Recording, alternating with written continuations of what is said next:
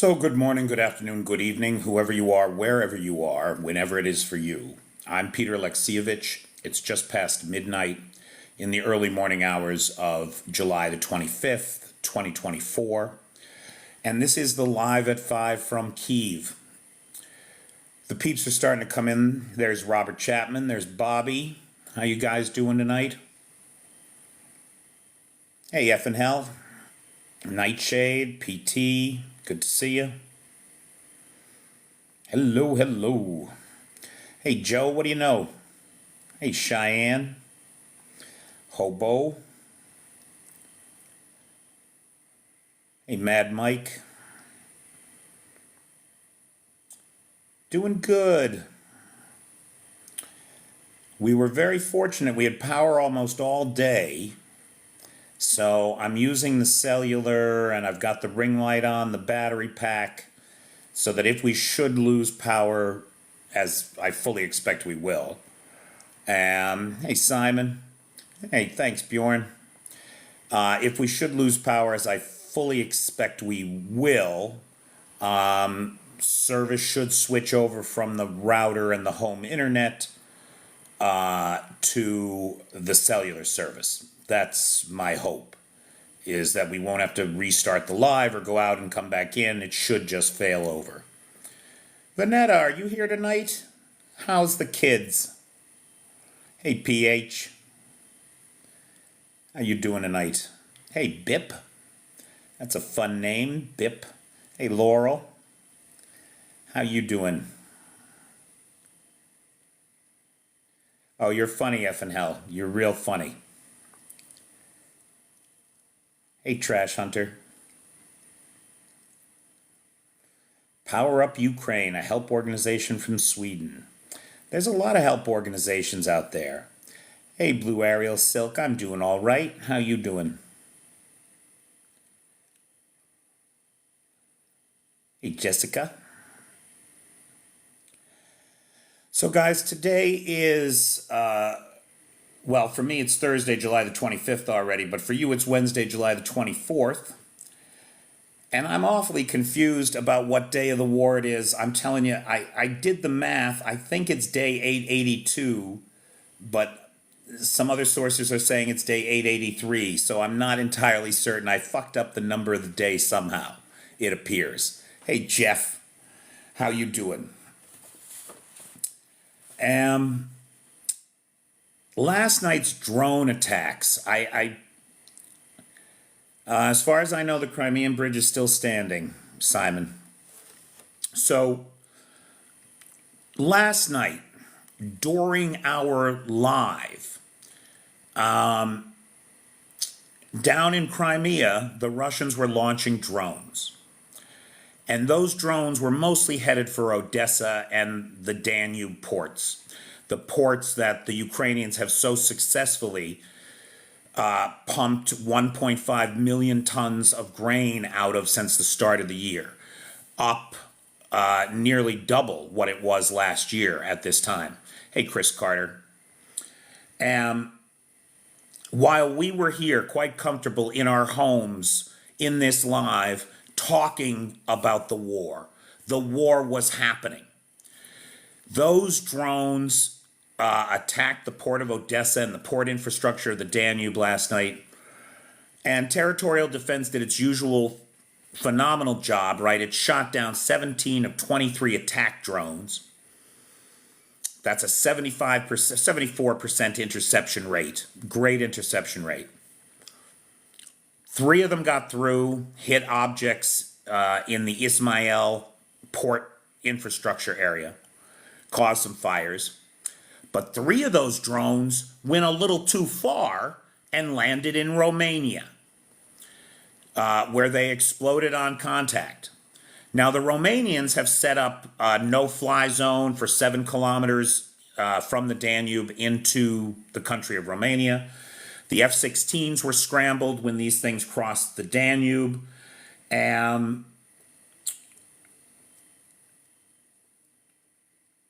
According to the IAR, that's the helicopter crew, the IAR 330 helicopter crew from the Romanian 57th Air Base. They are investigating these drones, where they came from, and obviously we all know where they came from. But the concern here is that this is a risk escalation, right? We saw what happened when that S-200 landed in Poland and killed that farmer. It galvanized the Polish people. Weapons appropriations for Ukraine were increased. That was even the first time that we heard talk of putting boots on the ground in Ukraine. And the more that we have conversations about putting boots on the ground in Ukraine, the more likely it is that somebody's going to end up putting boots on the ground in Ukraine. And so every one of these accidents accretes the resolve of the countries that are being hit to do something about it. And Russia is going to keep making these mistakes. We're going to see it. That risks a wider escalation of this war. If we don't get a no-fly zone west of the Dnipro, it's going to be a problem. Am I buffering, Steve, with a V? How's everybody else doing? Am I buffering?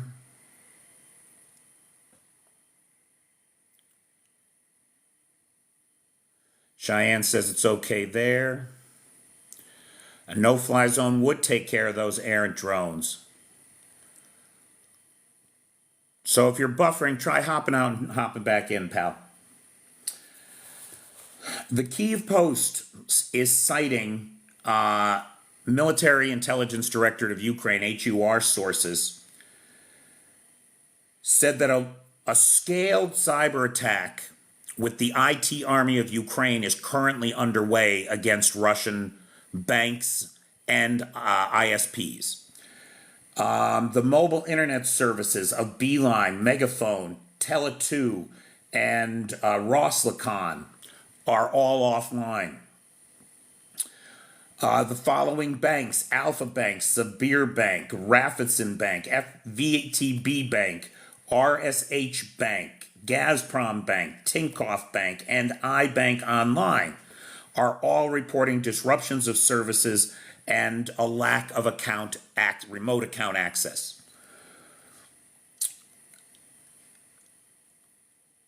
The HUR, for its part, is trolling the Russians during this attack, saying, an HUR spokesperson said today that in reality, this is a quote, in reality, Russians are achieving the objective of the special military operation.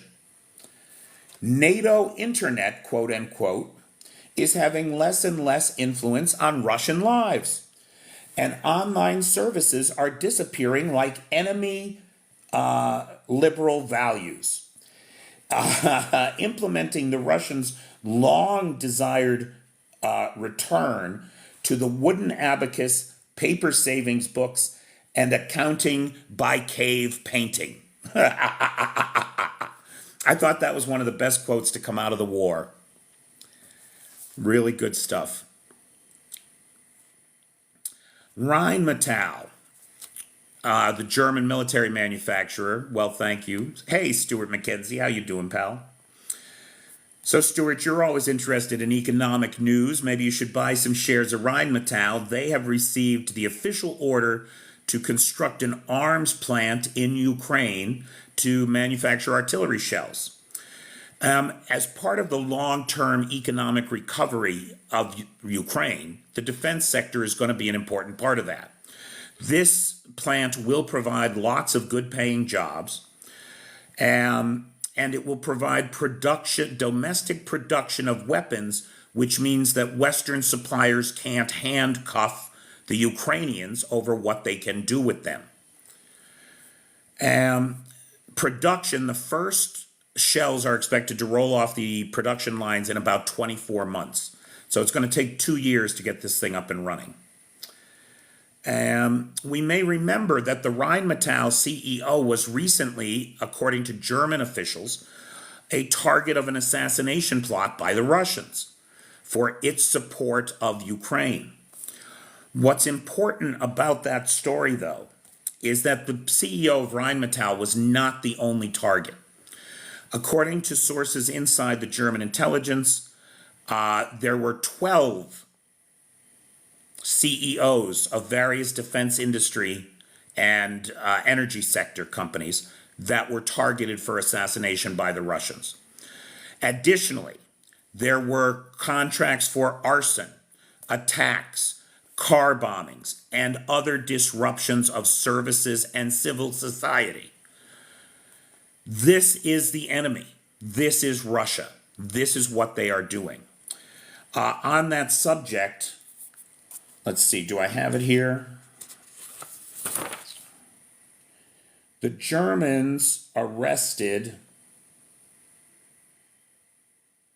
no, I'm sorry, the French arrested. The French arrested a Russian chef that's been living in Paris for 14 years. When they searched his home, they found documents indicating that he is, in fact, a member of the FSB. He's an FSB agent, posing as a chef, working for a two-star Michelin restaurant in Paris. Among the documents confiscated, they found plans for a large-scale plot to destabilize France by attacking the Olympic Games. And so the French are claiming that they have foiled a plot by the Russians, by an FSB agent in Paris, to attack the Olympic Games. Now, these kinds of terror attacks are the kinds of things that we expect from non-state actors, from terrorist organizations operating in the shadows, not from a legitimate world power. Russia must be defeated in Ukraine. It is critical to Western civilization to show the resolve needed to defeat this enemy. Orban wants the EU to mediate over the gas pipeline that the Ukrainians have shut down. Ukrainian sanctions against Lukoil, who is going a long way toward funding Russia's unaliving of Ukrainians every day. Ukraine has shut down the Lukoil pipeline through Ukraine, as well they should. The problem is that Hungary, Slovakia, and the Czech Republic, landlocked as they are dependent on the oil from that pipeline. Now, here's the thing. Neither Slovakia, nor Czechia, nor Hungary have any reason to still be on that pipeline. They were granted an exception at the start of the war so that they could diversify their energy portfolios and figure something out, as Czechia did. But Slovakia and Hungary, in the pocket of Putin as they are, did nothing. They could have switched to using the Transalpine pipeline from Italy. They could have switched the Adria pipeline through Croatia. They didn't do either of those things, and they could have. Now, Ukraine has cut off the supply. And let's remember, these are two countries that have thwarted Ukraine at every chance they get. And even now, Orban is holding up $6.5 billion in aid from the EU. So it appears to be a case of instant karma, or you reap what you sow, as far as I'm concerned. But Slovakia is not happy about it and has threatened a response to Kyiv over the Lukoil sanctions. Both the Slovakian President Peter Pellegrini and the Defense Minister Robert, Kalinak, have sharply criticized. The defense minister said that Kyiv was irresponsible and taking many risks. I would say that it's Slovakia and Hungary, by attaching themselves to Russia the way that they have, by kowtowing to the Kremlin, by failing to support Ukraine in its fight for sovereignty, are the ones taking risks and making enemies and finding themselves increasingly marginalized in a world that is increasingly cooperative. Czech Prime Minister Peter Fiala said in an interview with Ukrainiform that Ukraine will receive 500,000 shells as part of the Czech initiative slightly more than the promised 50K per month by the end of 2024. So through December, Czechia is planning on delivering 500,000 shells, which is good news for everybody. At the current rate of 50,000 shells a month, they're only accounting for 10 days of the month. That's what they're firing, about 5,000 shells a day.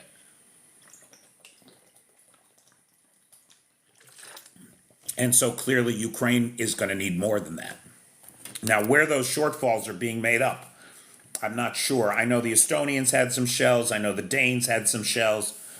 And the U.S. has sent some shells. I don't know that it's 150,000 a month. I don't know that to be true. We got some trouble east of Prokofsk. There's that road that attaches the key logistical cities of Prokofsk and Chasiv Yar. And the Russians are trying to cut that road. And they are making progress, 6 kilometers in 7 days. Not only that, they are threatening an encirclement of several battalions of the 31st Mechanized Brigade. And those folks have no order to withdraw. They are caught in a pincer. They are about to be encircled and put in the cauldron. Meanwhile, heavy battle continues as the Russian forces continue to push and destroy Ukrainian positions with artillery, glide bombs, mechanized and dismounted infantry. That's all in the area just east of Pokrovsk, south of Bakhmut and Chasiv Yar. Telegram channel Astra has posted video of residents of southern Russia in the Stavropol region appealing to Putin that they have no water, that there is a water crisis. There is so little water that their horses and cows and pigs and chickens are literally dying of thirst. And the people are on the way to that condition too. It's a bad situation. The appeal to Putin got some kind of result because the local officials came right out and said, we fixed the problem, it's no longer an issue. To which the residents then recorded a video saying, bullshit, you fix nothing. We have no water, and it's a problem. It's a problem. I got an update on that ferry hit yesterday, so now dig it. The reporting was not clear on this. The ferry that was hit was reported in the Kyiv Post as being a car ferry. It wasn't. It was a container ferry or a rail car ferry. That's why it was at a train station. They were using this ferry. You could put 30 rail cars or containers on it at a time, ship them across the Kerch Strait to the rail yard there and put them on a line, send them on. That's how they've been getting fuel. They could load as many as 30 fuel cars at a time on this ferry. You remember that a couple months ago, the Ukrainians hit the other 2 ferries that were doing this. This was the third and last train car ferry that they had. That means there's no more reprovisioning of Crimea via ferry service. What does that mean? It means that the Russians have to roll the dice. If they want to get fuel into Crimea, they're going to have to send it over the bridge. Now, we know that they did this at least once since the ferries were hit. It appears that they're going to have no choice, or they're going to have to send that fuel hundreds of kilometers out of the way by road down through Mariupol, Melitopol to Crimea. Insanity, right? So I think maybe, now this is complete speculation on my part, make a note of it so that when it doesn't happen this way, you can bust my ass, Fitz. Or if it does happen this way, you might remember that I said it might happen this way. It seems to me that the Russians are going to have to roll the dice. They're going to have to try to get fuel cars across that train line on the Kerch. Now, that means one of two things. One, the rail line can't take it and they're going to end up in the drink and end up effectively taking out the last rail line that they had themselves, because it's just not up to the task. It's not, and it's not sound from an engineering perspective. Or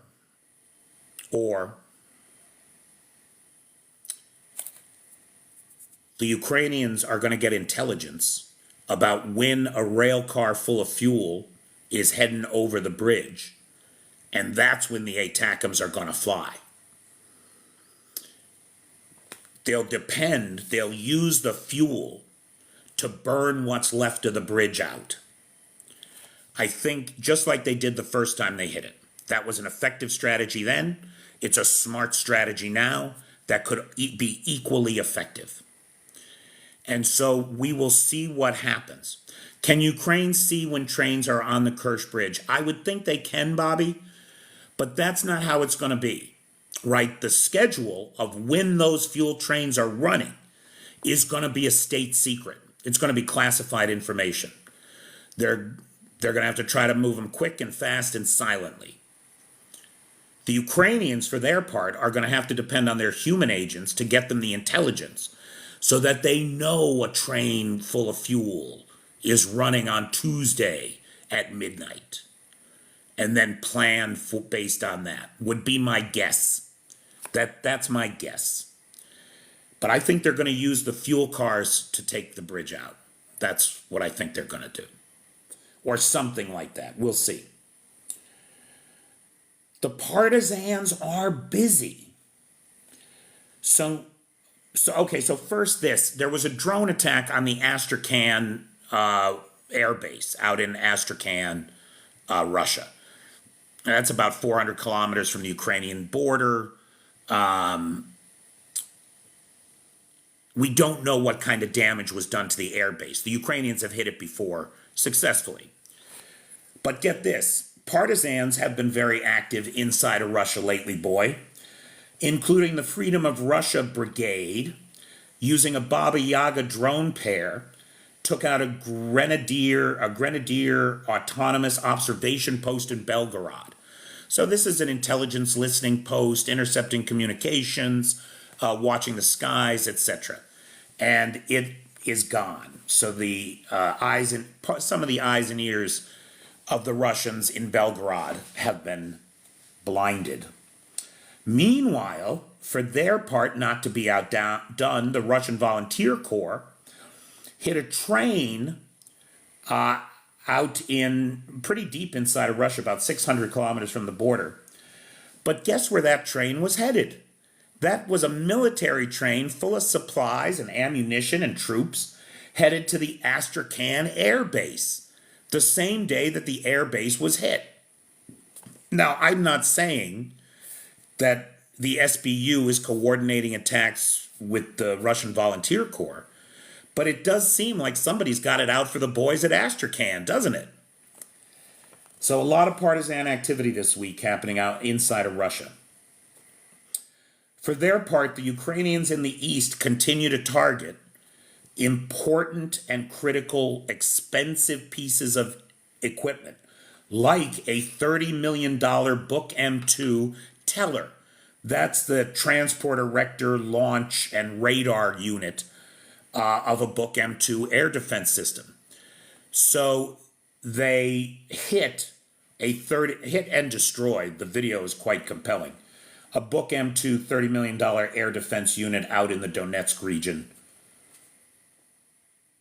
I believe that was today. I believe that was this morning.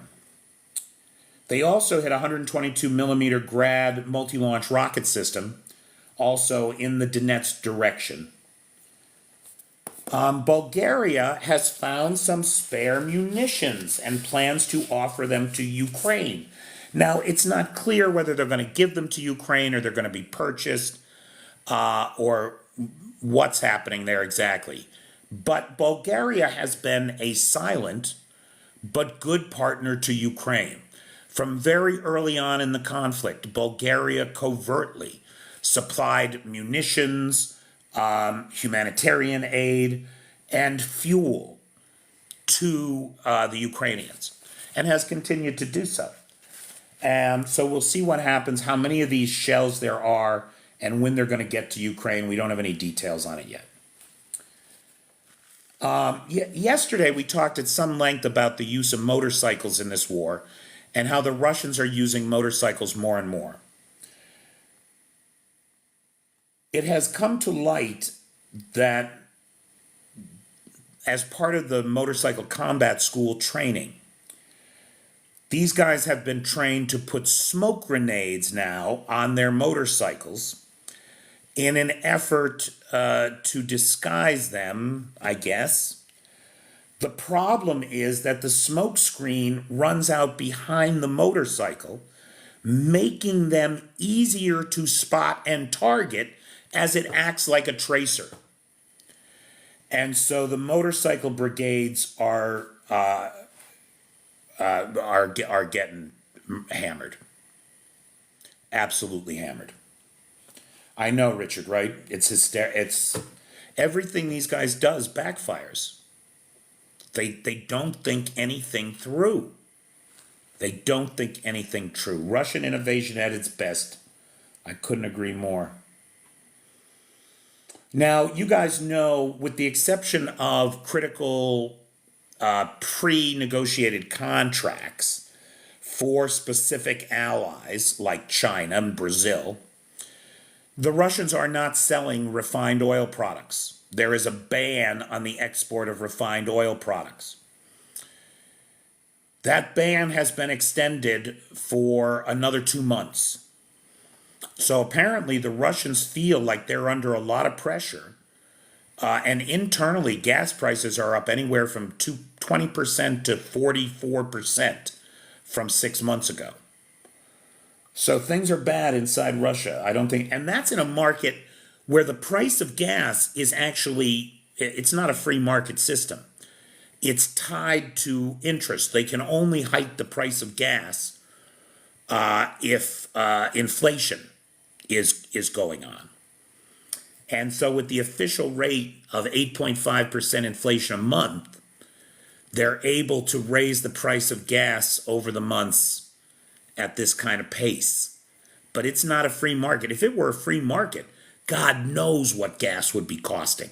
They went for 10 years without a rise in the price of gas. So they're feeling it now. Russian recruitment is having a problem, so they are offering money, real money.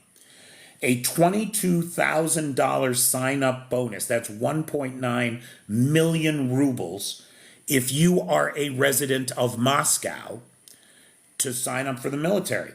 With that $22,000 bonus, you will make about $60,000 this year. That is roughly 3 times the average income of the average Muscovite. 3 times. That's like making $50,000 a year in the US and then suddenly making $150,000. However, I don't think most folks are likely to collect that money. It's more likely that their families will get the one-time payment of $35,000 when they return your body, assuming that they return your body and not just list you as missing and never pay anything, which seems to be happening an awful lot. Kuleba, not defense minister, but foreign minister Kuleba for the Ukrainians, is in Beijing. And they're trying to find common ground. They haven't found much, it doesn't appear. Very little is coming out of this conference except that Kuleba, like the United States, insists that they will follow the one China policy.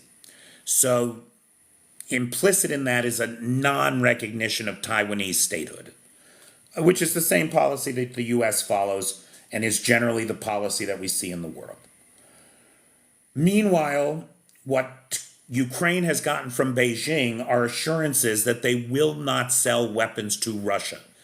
Now, there's a lot of speculation that they are selling weapons to the Russians, but Beijing is assuring Kyiv that they will not. And that is it for me. That's the top line news today, guys, as well, in my opinion. There are lots of other stories out there, but those are the ones that I thought you would want to know. Just a side note here on the subject of my Deconstructing Project 2025 project. So over on the Patreon, I'm posting videos.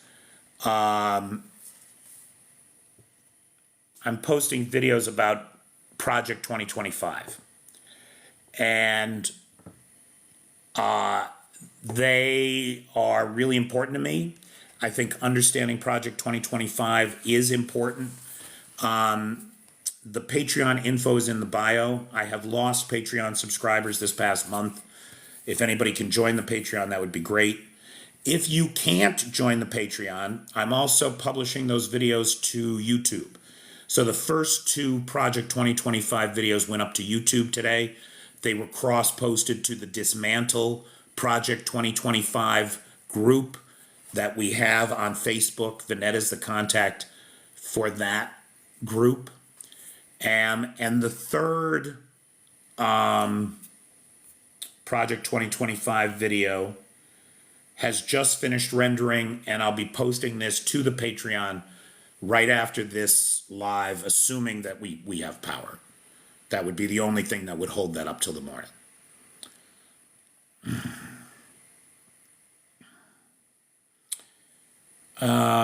So Project 2025 is coming along.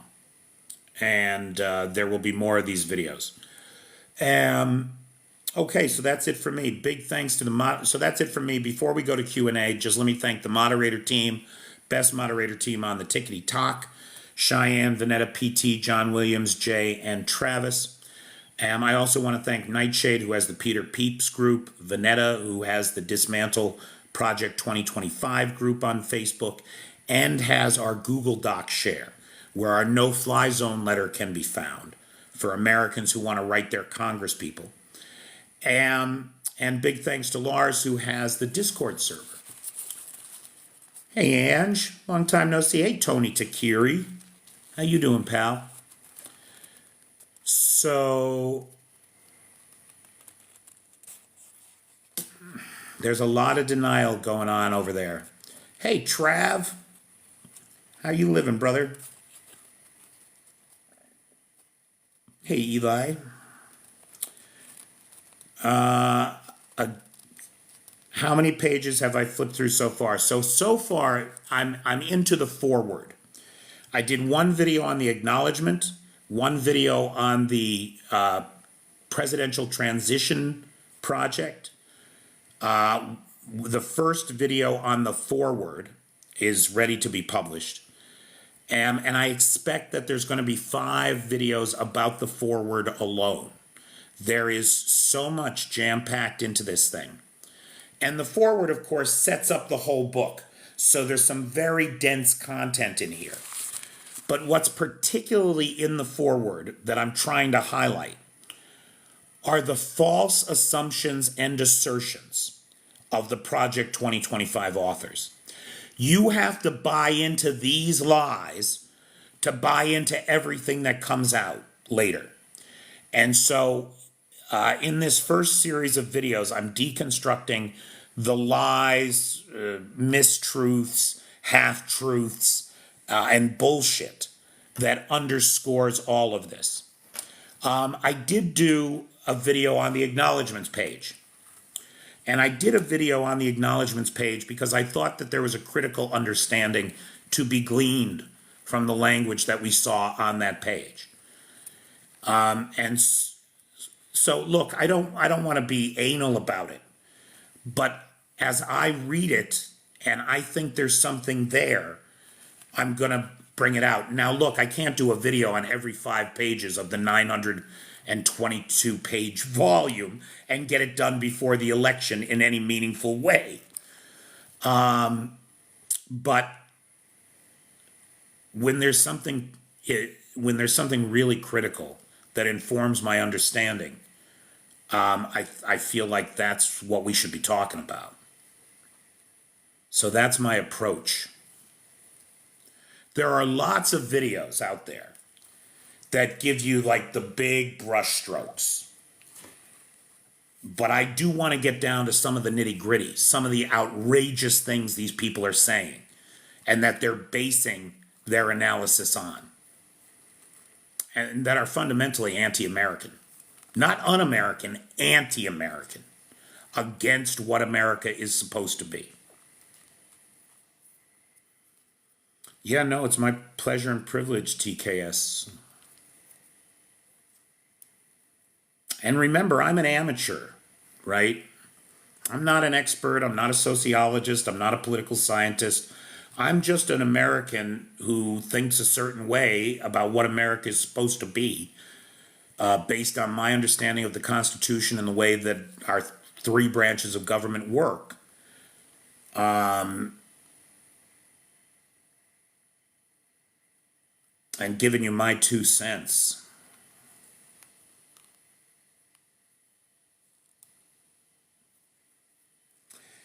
And, you know,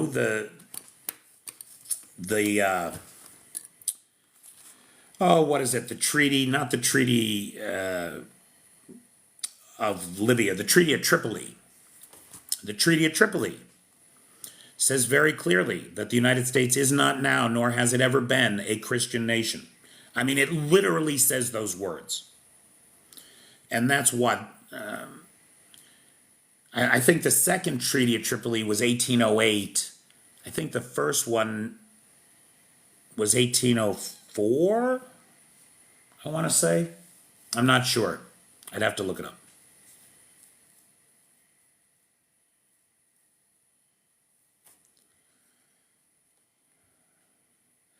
No, it was not, Amy. Trump is disowning the Project 2025 and pleading ignorance. That's what he's saying, but guess what they've done? They've just relabeled it as Agenda 47, as in the agenda for the 47th president. And the Agenda 47 maps 1-to-1 with Project 2025, Bobby. Tripoli, that was the Barbary pirates. That was why we have a Marine Corps, right, from the halls of Montezuma to the shores of Tripoli. The Barbary pirates were attacking U.S. ships, holding people hostage for ransom. And so the Treaty of Tripoli, where we kicked the Barbary pirates' ass and then we signed this peace treaty, says that we were never a Christian nation.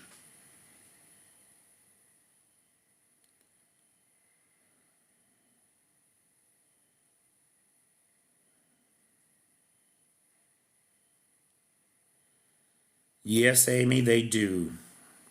There is a 1-to-1 between Agenda 47 and Project 2025. So I'm using the Agenda 47 hashtag to mark those videos too.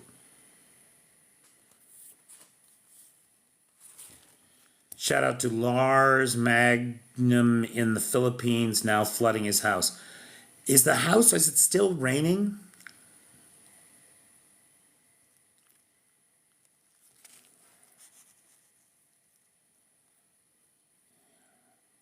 Huh. Shit, Lars. As far as getting a map goes, I'm sorry, I really should have a map. I mean, I should have like a physical map I could hold up or something, because I can't figure out the effects on here. But anyway, Cheyenne makes the point that I do use them on the videos. And there's a video today that's map-based. Hey, KC.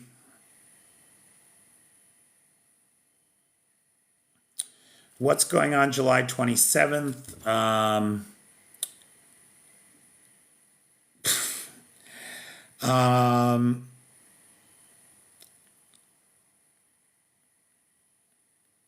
Hey, Ann. July 27th, this Saturday, I have a little comedy improv and stand-up group with a couple of Ukrainians.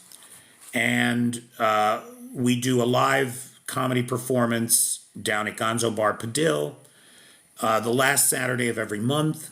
and we stream that live here on my channel. I am working, I'm trying to get a separate channel just for the comedy. So expect pretty soon there should be a Laughter is the Best Medicine Kyiv channel, and you can subscribe to that, and that'll be all our comedy. Thanks, Walter. Walter's saying down there, tune on the 27th. It's a good time. Trash Hunter, is it your birthday? Happy birthday. Casey, I don't know. What's it called? Dragonfire or something that the British have, and that they were talking about lending to the Ukrainians. The British have a laser weapon.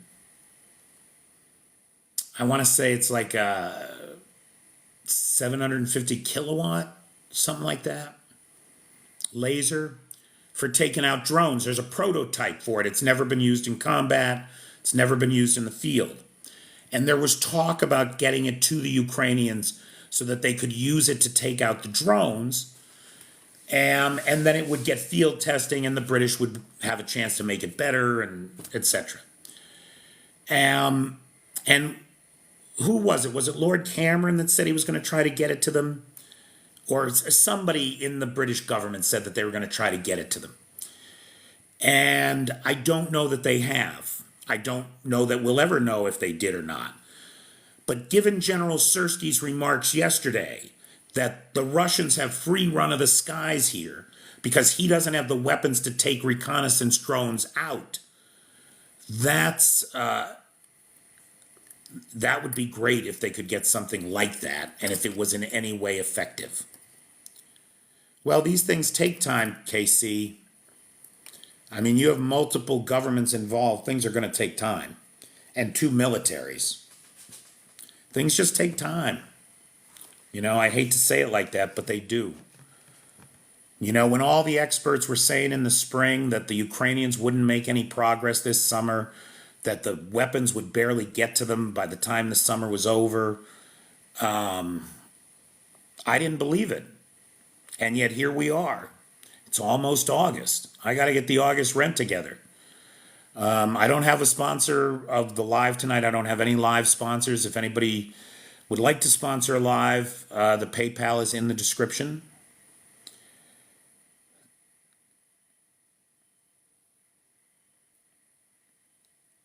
You didn't get an invitation, huh, Anthony? My videos are getting like 100 views these days. I guess I was just a fad. Oh, God.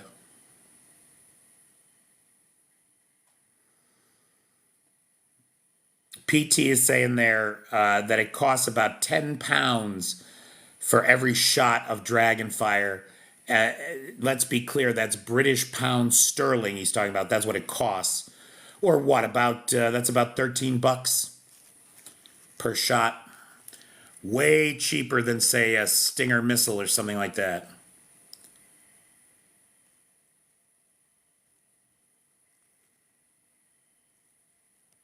FNL got an invite.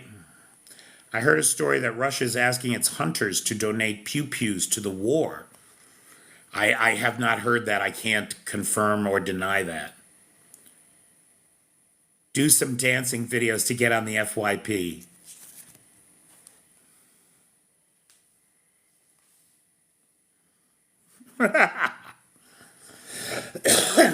Ukraine does not have any F-16s yet, as far as we know. How was the comedy show with Johnny FD? I don't know who Johnny FD is. I'm sorry.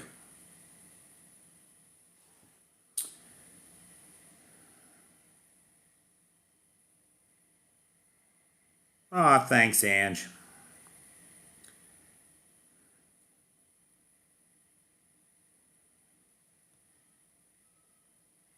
David Fraser never gets an invite to Peter's Lives.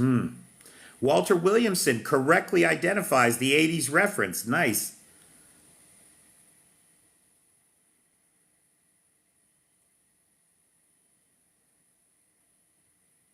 Yeah, no, it's real cheap to use that dragon fire. PT is saying that he has videos of RF troops asking people to donate pew-pews. Quit the dance, can't tap, win laughing. Huh. David, you go live sometimes, don't you, David Frazier? Somebody's asking here. F and hell is asking. Ukraine have 80 F-16s. Ukraine has been promised 132 F-16s. As far as we know, they don't have any.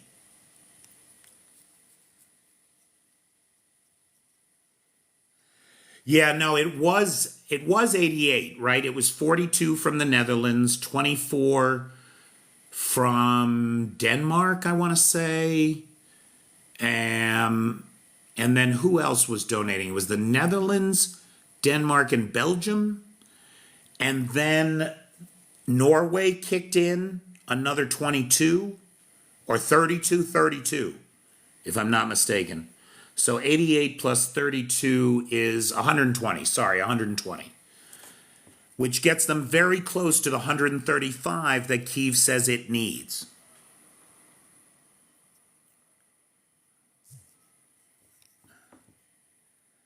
Titi, salut, bonsoir, comment ça va?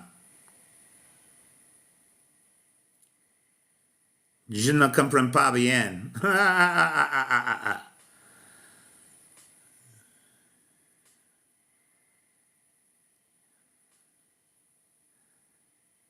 Well, nice to see you, pal.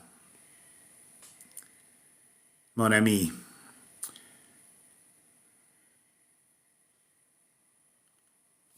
I have a sponsor. Is it you, Fitz? I'll give you tomorrow night so you get the whole thing. Because we only got 11 minutes left. But thanks, pal. I appreciate it. Ça va, c'est moi. I saw that they had fitted Warthog gun on some F-16s in the 90s. I don't know anything about that. It's time for the first batch of planes. I do not disagree.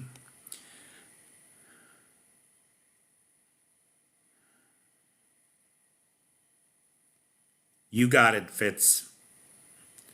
What's today? Today's Wednesday, so you'll have Thursday and Friday. So we got a sponsor for the rest of the week, guys. If anybody wants a sponsorship for next week, please hit me up. I sure could use the support. Pilots aren't ready and planes don't have spare parts, logistics, blah, blah, blah, blah, blah. Bobby, that is not a question to ever ask a man, especially not after yesterday. Did not wear, I don't know what that's about. Did that James Riley sponsor on this month?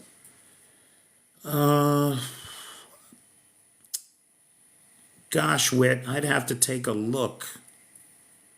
I don't know.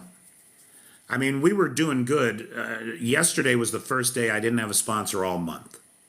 So every live was sponsored all month.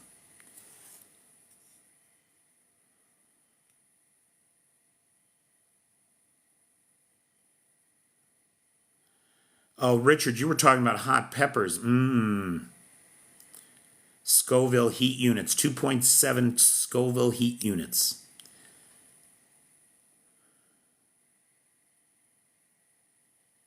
Pete, I left a message at the office. You're the best, Fitz. Thanks. Hey, Okinawan Norwegian. Or what are you calling yourself now? I don't know if I want to try to pronounce that.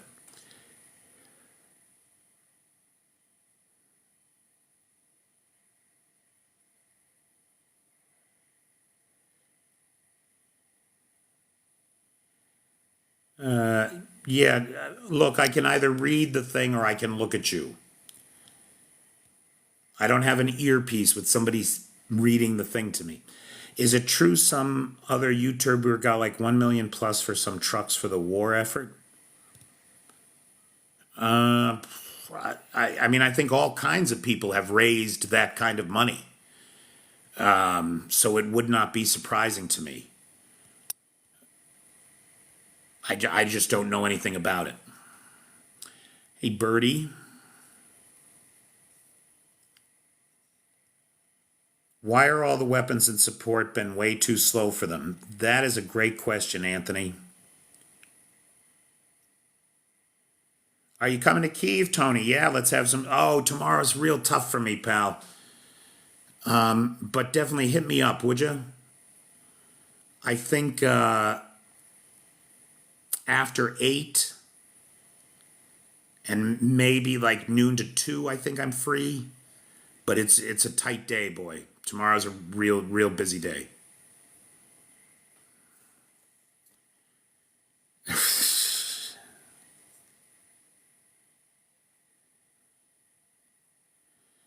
Georgie from Ukraine matters, maybe.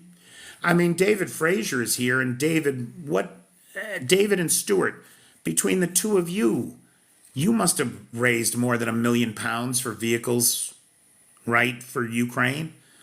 We have 2 people here that between them have raised more than that, if I'm not mistaken. I don't know if they want to talk about it, but night, F in hell. Thank you, Anthony.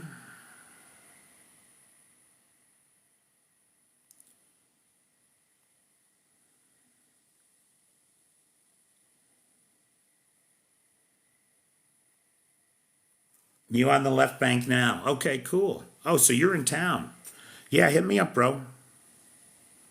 I'm glad you're out of the front line. I'm glad you're back.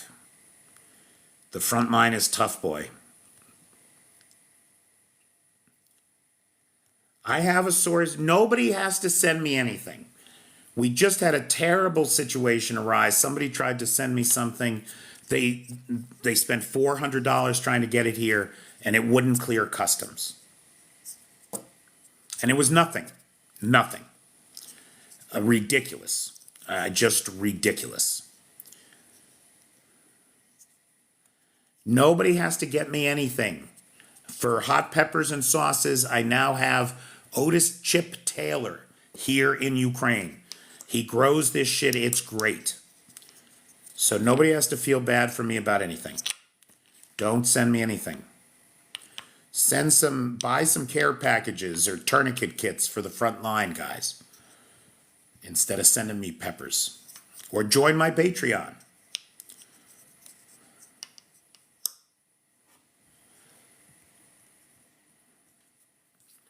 Definitely not your cookies, Anthony. Let's not get anybody arrested at the border.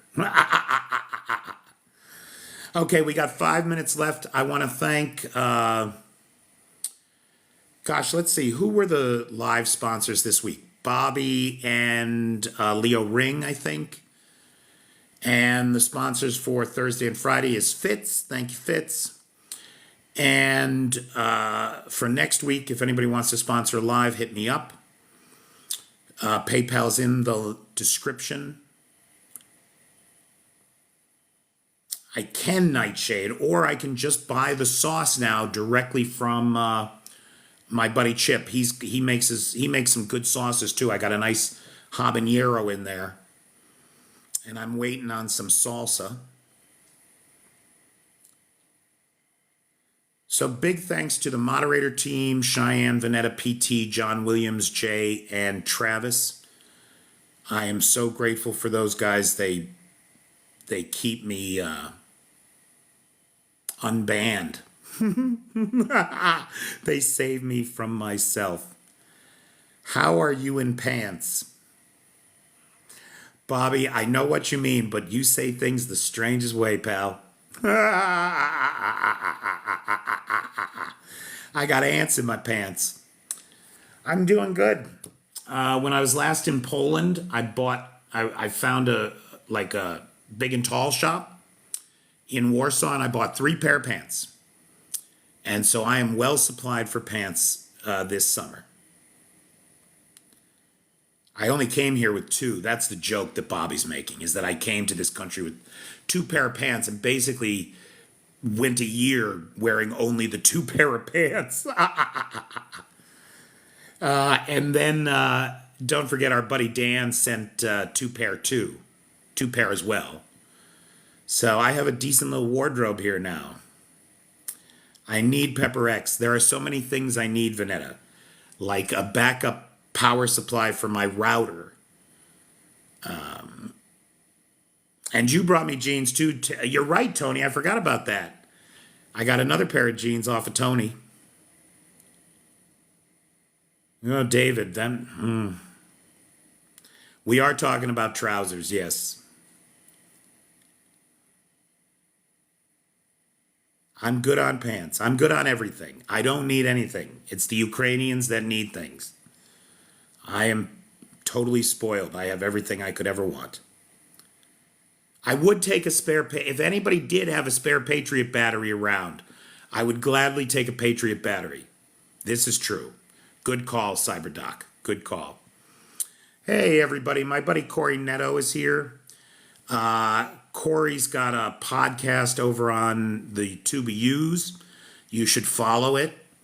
I had the great good pleasure sitting down with Corey to talk about our experiences here in Ukraine for his podcast.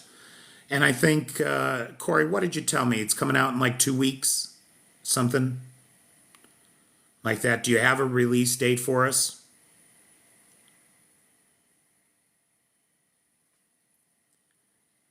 It will be out next Thursday. So just a week tomorrow already, that fast. Okay, right on, bro. So I'll post some links to that, or we'll figure out how to let everybody know about that. But thanks for dropping by, Corey. We are just about to call it a night. It's 1 minute to the top of the hour. I will have a subscriber-only live to discuss the painful realities of depending on wood-burning stove technology to heat your house if you subscribe to my TikTok.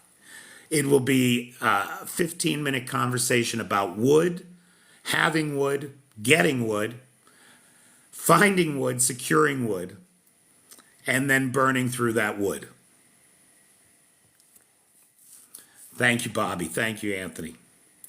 How much wood would a woodchuck chuck if a woodchuck could chuck wood?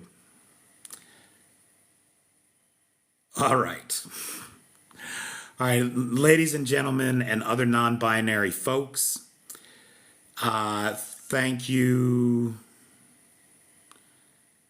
Oh, yeah, PT, we did mention you in the podcast. You came up. That's right. Good night, Sarah. Good night, Mel. I bet you haven't, Laurel. I bet you haven't. Yeah, well, it was you, PT, that introduced us, right? So the podcast wouldn't have happened without you. So you definitely came up in that conversation. It was a good conversation, Corey. I enjoyed speaking with you.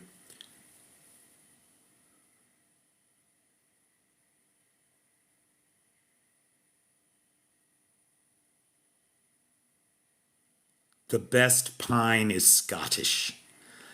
The best everything is Scottish. Ah, thanks, Corey. I appreciate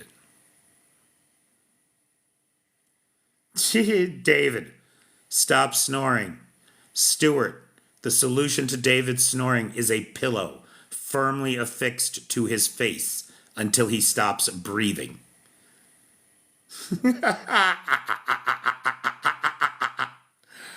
These are jokes, AI. These are just jokes.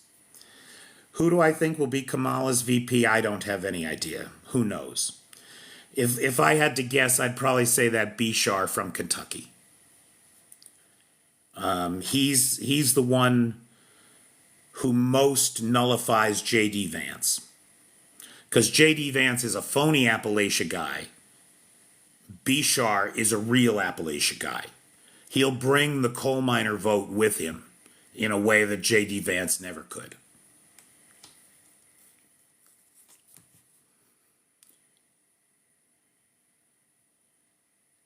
I think you're right, David. I think Harris is going to rock it.